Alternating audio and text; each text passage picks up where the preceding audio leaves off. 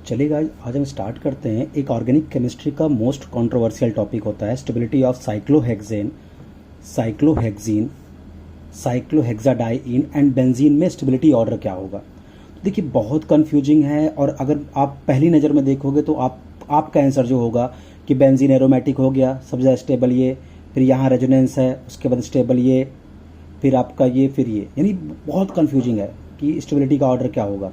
तो अब देखिए, मैं आपको समझाता हूँ आज बहुत डिटेल में स्टेबिलिटी का ऑर्डर क्या होगा, आपके अकॉर्डिंग फिर सच्चाई क्या है इसकी आप बहुत ध्यान से देखिएगा।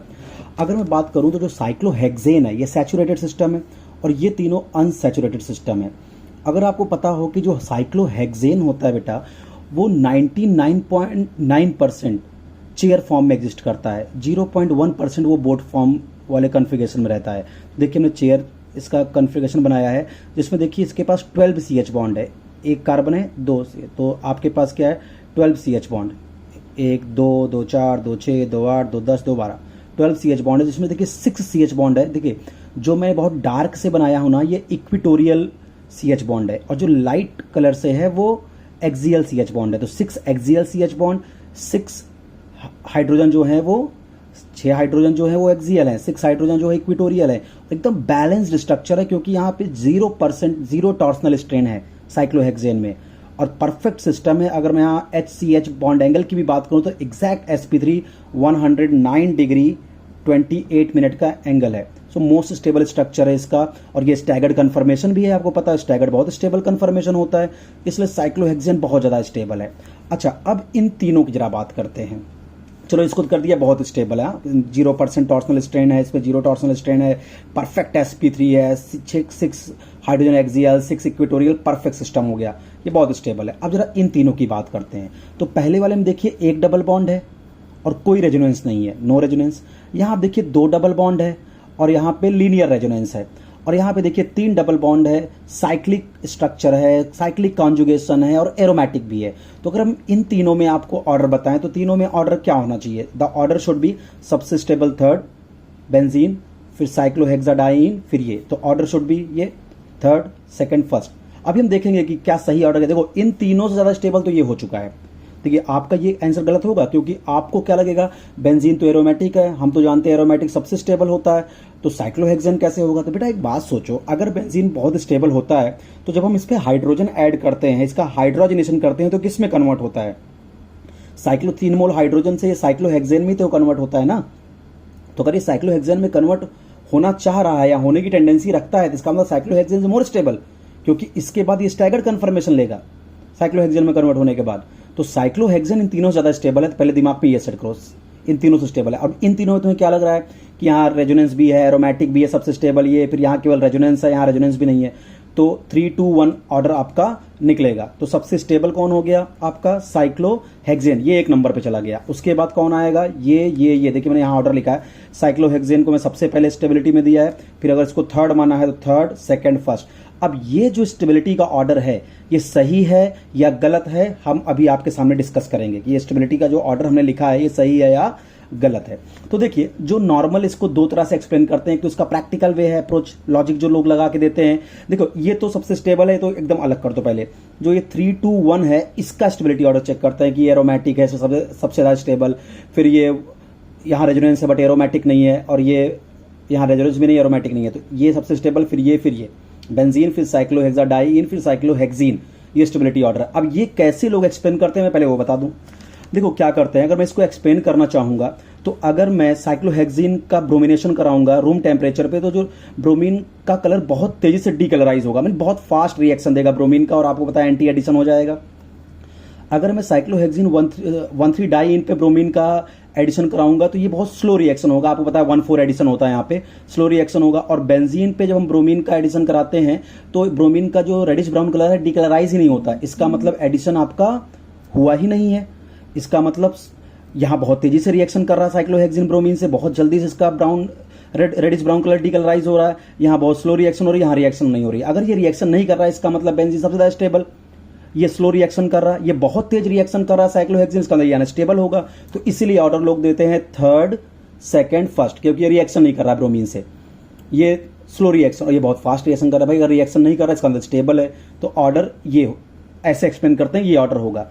बट अगर आपको मैं सच्चाई बताऊं तो ये ऑर्डर टोटली रॉन्ग है, ये टोटली रॉन्ग ऑर्डर है। अब बात करते कि मतलब ये तो सही है, सबसे स्टेबल ये है, बट इन तीनों में ये ऑर्डर रॉन्ग है।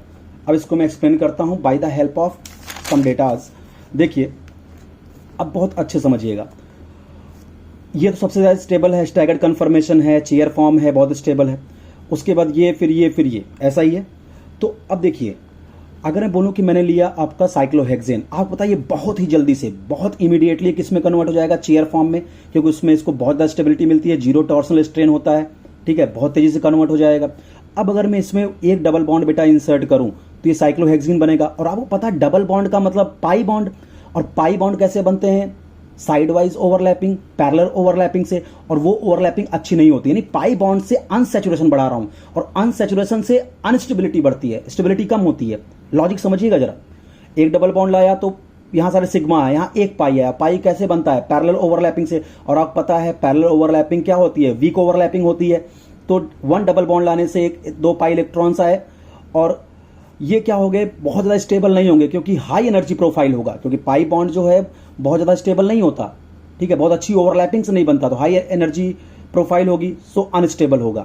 तो इसका मतलब डबल बॉन्ड को ऐड करने से हम अनसैचुरेशन बढ़ा रहे हैं, जिससे हम अनस्टेबिलिटी क्रिएट कर रहे हैं। अब हमने एक डबल बॉन्ड और बढ़ाया, अब दो डबल बॉन्ड आ गए, तो 4 पाई इलेक्ट्रॉन आ गया और अनस्टेबिलिटी बढ़ी, बट यहां थोड़ा सा रेजोनेंस भी हुआ। अब एक डबल बॉन्ड और बढ़ाया, बेंजीन बढ़ गया, तो 3 pi bond, 3 double bond, 6 pi electron, हकल rule follow कर रहा है, रेजोनेंस फॉलो कर रहा है, एरोमेटिक भी है, ठीक। तो अब देखिए कैसे मैं एक्सप्लेन करूंगा कि स्टेबिलिटी का ऑर्डर क्या होगा। तो इसके लिए मैं एक डेटा का यूज करूंगा। देखो एक चीज आप समझो कि पाई बॉन्ड क्रिएट करने पर हम अनसैचुरेशन बढ़ा के अनस्टेबिलिटी क्रिएट करेंगे। पाई बॉन्ड ज्यादा स्टेबल नहीं होता बेटा, क्योंकि वो पैरेलल ओवरलैपिंग से बनता है, और पैरेलल ओवरलैपिंग बड़ी अच्छी ओवरलैपिंग कहीं नहीं जा सकती। देखिए आपके कंसेप्ट को मैं चेंज कर रहा हूं बिल्कुल, नहीं तो आप ये क्वेश्चन 100% रॉन्ग करके आओगे। अब देखिए हमने क्या किया, इधर एनर्जी प्रोफाइल ले लिया, इधर मैंने अपना साइक्लोहेक्सेन का चेयर फॉर्म ले लिया, इसी से मैं सारे की एनर्जी को कंपेयर करूंगा। तो देखिए यहाँ पे इस कोऑर्डिनेट पे मैंने साइक्लोहेक्सेन, इधर एनर्जी लिया, और मैं तीनों की हीट ऑफ हाइड्रोजनेशन को आपको दिखाता हूं। देखिए अब जब साइक्लोहेक्सेन में हाइड्रोजन को ऐड किया, 1 मोल हाइड्रोजन ऐड करेगा तो क्या बन जाएगा ये साइक्लोहेक्सेन, और इस दौरान ये 120 किलो जूल एनर्जी रिलीज कर रहा है। जब साइक्लोहेक्सेन का मैंने हीट ऑफ हाइड्रोजन किया तो ये क्या कर रहा है, 120 किलो जूल एनर्जी को रिलीज कर रहा है। साइक्लोहेक्सा 13-डाइईन का जब हम हाइड्रोजनेशन करें, देखा 2 मोल हाइड्रोजन लगेगा, तब ये 231 किलो जूल पर मोल एनर्जी को रिलीज कर रहा है। और बेंजीन का जब हमने हाइड्रोजनेशन किया, 3 मोल हाइड्रोजन ले आया, तो ये 208 किलो जूल पर मोल एनर्जी को रिलीज कर रहा है। तो आप एक बात समझो कि इसका मतलब इसका जब हम हाइड्रोजनेशन कर रहे हैं तो इतनी एनर्जी को रिलीज कर रहा है। एक डबल बॉन्ड जैसे हमने इंट्रोड्यूस किया तो ये साइक्लोहेक्सेन के कंपैरिजन में इसका मतलब इतनी एनर्जी रिलीज किया 120 किलो जूल। इसका मतलब साइक्लोहेक्सेन के कंपैरिजन में इस मॉलिक्यूल की जो एनर्जी है 120 किलो जूल ज्यादा है, 120 किलो जूल ज्यादा है, ठीक है। अब एक बात बताइए, एक डबल बॉन्ड डालने पर 120 किलो जूल एनर्जी रिलीज किया, ठीक है, तो इसका मतलब 2 डबल बॉन्ड डालने पर कितनी रिलीज करना चाहिए था, 2 × 120 240, बट रिलीज कितना किया 231। इसका मतलब 9 किलो जूल एनर्जी, ये रेजोनेंस एनर्जी है जो इसको स्टेबिलिटी दिला रही है, 9 किलो जूल से स्टेबल हो रहा है। अब यहाँ 3 डबल बॉन्ड था, तो एक डबल बॉन्ड से कितनी एनर्जी रिलीज हो रही है हाइड्रोजन ऐड करने पर 120, तो 3 डबल बॉन्ड से कितनी रिलीज होनी चाहिए 3 × 120 360, बट रिलीज कितना कर रहा है बेंजीन 208, तो इसकी रेजोनेंस एनर्जी 152 के आसपास होती है, 152 के आसपास होती है, यानी काफी ज्यादा स्टेबलाइज कर रहे रेजोनेंस एनर्जी यहाँ पे। तो अपना कंसेप्ट फिर गड़बड़ होने लगता है कि सर रेजोनेंस एनर्जी से तो स्टेबिलिटी मिलती है, बट बेटा एक बात समझो कि इसका मतलब खुद समझिए, ये जो मॉलिक्यूल है इसके कंपैरिजन में 120 किलो जूल इसकी एनर्जी ज्यादा है, 120 किलो जूल इसकी एनर्जी ज्यादा है। अब इसका मतलब देखिए, एनर्जी ज्यादा तो स्टेबिलिटी कम, एक कंसेप्ट है एनर्जी ज्यादा तो स्टेबिलिटी कम। तो अब बताइए इसकी एनर्जी इस मॉलिक्यूल की, इसके साइक्लोहेक्सेन जो सबसे स्टेबल था, साइक्लोहेक्सेन जो सबसे स्टेबल था उससे इसकी एनर्जी कितनी ज्यादा 120, इसकी एनर्जी कितनी ज्यादा 231, इसकी एनर्जी कितनी ज्यादा 208। तो अब बताइए जिसकी एनर्जी कम वो सबसे ज्यादा स्टेबल, तो साइक्लोहेक्सेन तो भाई एनर्जी ऑलमोस्ट 0 के करीब मैंने यहां लिख दिया। उसके बाद 120 231 208, तो यहां एनर्जी कम है तो ये ज्यादा स्टेबल हो गया साइक्लोहेक्सेन के बाद। देखिए तो इसके बाद क्या आया, साइक्लोहेक्सेन के बाद साइक्लोहेक्सीन आ गया, क्योंकि इसकी एनर्जी साइक्लोहेक्सेन से 120 किलो जूल केवल ज्यादा है। उसके बाद आपका क्या आ गया, बेंजीन आ गया, इसकी एनर्जी 208 किलो जूल इसकी कंपैरिजन में ज्यादा है और इसकी एनर्जी 231। तो ऑर्डर सही ऑर्डर क्या हुआ, साइक्लोहेक्सेन सबसे स्टेबल, फिर साइक्लोहेक्सीन, उसके बाद बेंजीन, फिर साइक्लोहेक्साडाइईन। तो आप देख रहे हैं ना, ये ऑर्डर आपका रॉन्ग हो गया। ठीक है, तो सही ऑर्डर ये है, बिल्कुल आप याद रखेंगे इस बात को। ओके, तो देखो कंफ्यूजन कभी कभी आता है बच्चों को कि सर ये हीट रेजोनेंस एनर्जी तो यहाँ बहुत ज्यादा है, ठीक है, उसके बाद यहाँ है सबसे स्टेबल तो ये होना चाहिए, इससे ज़्यादा स्टेबल ये होना चाहिए। तो बट ध्यान रखो, रेजोनेंस एनर्जी का मतलब कुछ ऐसा कि मान लो मैं बोलूँ कि तुम्हारे पैर में काफ़ी घाव हुए हैं, 10-12 घाव हैं, ठीक है, बहुत पेन में हो तुम, लेकिन उसमें से 2 या 3 घाव ऐसे हैं जो सूख रहे हैं, तो तुम्हें थोड़ा रिलीफ मिलेगा, पूरा रिलीफ तो नहीं मिलेगा। तो बस वही होता है कि रेजोनेंस एनर्जी से क्या होता है, आपको थोड़ा रिलीफ मिला। बट जब आप अनसेचुरेशन, घाव का मतलब अनसेचुरेशन, 10-12 घाव हैं, अनसेचुरेशन ज्यादा है, तुमको दर्द ज्यादा होगा, उसमें से 1-2 घाव सूख रहे हैं, वो है रेजोनेंस एनर्जी। तो क्या आपको बहुत आराम मिल जाएगा क्या? तो वही कंसेप्ट यहाँ पे चलता है। जो सबसे स्टेबल होता है आपका साइक्लोहेक्सेन, फिर आपका साइक्लोहेक्सीन, फिर आपका बेंजीन, फिर साइक्लोहेक्साडाइईन। तो this is the complete discussion, और आप अब से ये क्वेश्चन आप बिल्कुल भी गलत नहीं करोगे। Thank you.